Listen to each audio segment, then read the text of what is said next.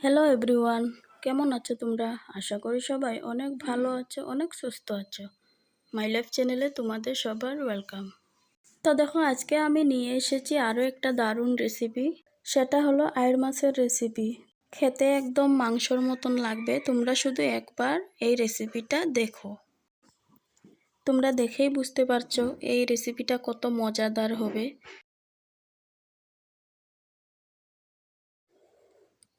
তো দেখো, এখানে 3টে আইড় মাছ আছে। এগুলো আমি ভালো করে কেটে নেব।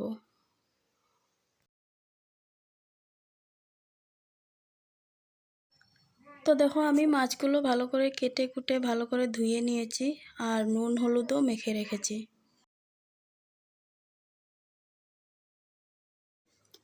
তো দেখো বন্ধুরা, আমি মাংসর মতো বানাবো মাছটাকে, তাই আলুগুলো বড় বড় পিস করে কেটে নিয়েছি।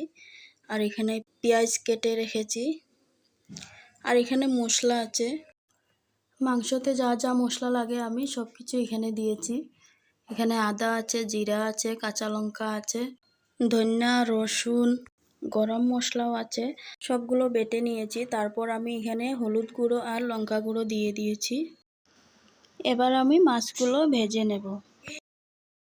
তো দেখো, আমি চুলাটা অন করে দিয়েছি আর কড়াইটাও বসিয়ে দিলাম। কড়াইটা গরম হয়ে গেছে, আমি এবার তেল দিয়ে দিলাম।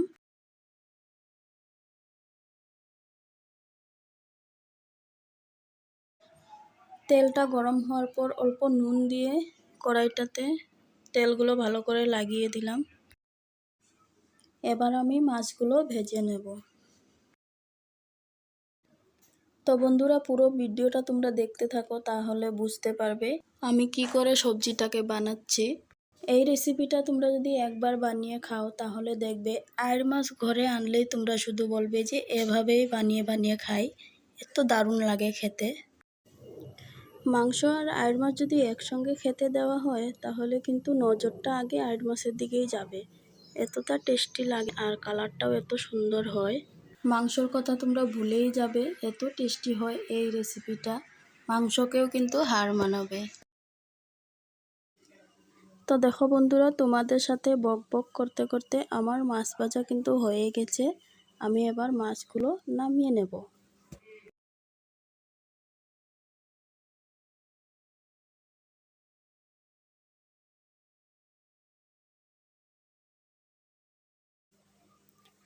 তো মাছগুলো আমি নামিয়ে নিলাম। এবার এই কড়াইতে আমি আলুগুলো ভেজে নেব।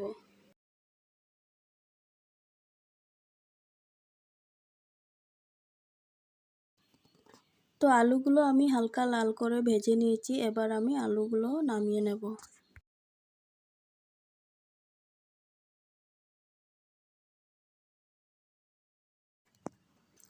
এবার এই কড়াইতে আমি তেল দিয়ে ফোড়ন দিয়ে দেব। ফোড়নে দেব গোটা গরম মশলা আর 2টো তেজপাতা আর পেঁয়াজ কুচি দিয়ে ফোড়ন আমি দিয়ে দিলাম। এবার আমি পেঁয়াজগুলো হালকা ভেজে নেব। এবার আমি যে মশলাগুলো করে রেখেছিলাম সেই মশলাগুলো দিয়ে দেব। আর মশলাগুলো দেওয়ার পর একটুখানি ভেজে নেব মশলাগুলো।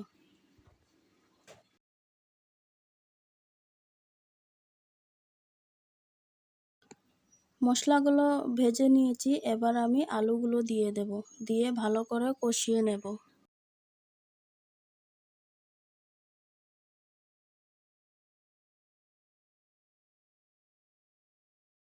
তো বন্ধুরা, মশলাগুলো ভালো করে কষানো হয়ে গেছে, আলুগুলো হালকা সিদ্ধ হয়ে গেছে। এবার আমি জল দিয়ে দেব। জলটা কিন্তু আমি গরম করে দিয়েছি, তাই দেওয়ার সঙ্গে সঙ্গে জলটা একদম ফুটতে শুরু করেছে। সবজিতে সবসময় গরম জল দেওয়ার চেষ্টা করবে।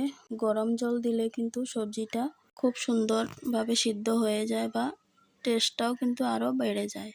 আর রান্নাটাও কিন্তু তাড়াতাড়ি হয়ে যায়। আর ঠান্ডা জল দিলেও কোনো আপত্তি নাই, আমি এমনিই বলছিলাম তোমাদেরকে। আমি বেশিরভাগ গরম করেই দেই সবজিতে জলটা, তাই আর কি বলছিলাম। তো দেখো, আমি এবার নুন দিয়ে দেব স্বাদ মতো। দিয়ে আমি এবার মাছগুলোও দিয়ে দেব।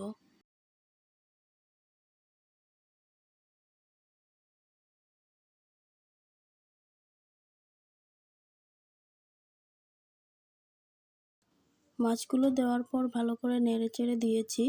এবার আমি আলু কয়টা ভেঙে ভেঙে দিয়ে দেব। সবগুলো আলু কিন্তু ভাঙবো না, আমি কয়েকটা আলু ভেঙে ভেঙে দেব।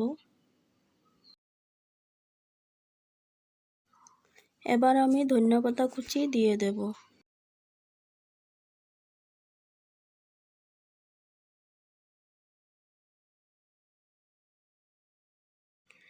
ধনিয়াপাতা কুচি দিয়ে ভালো করে নেড়েচেড়ে এবার কিন্তু আইড় মাছের সবজিটা হয়ে গেছে, একদম মাংসর মতো হয়েছে, তোমরা নিজে দেখো আর এভাবে একবার বানিয়ে খেয়ে দেখো, দারুণ লাগবে।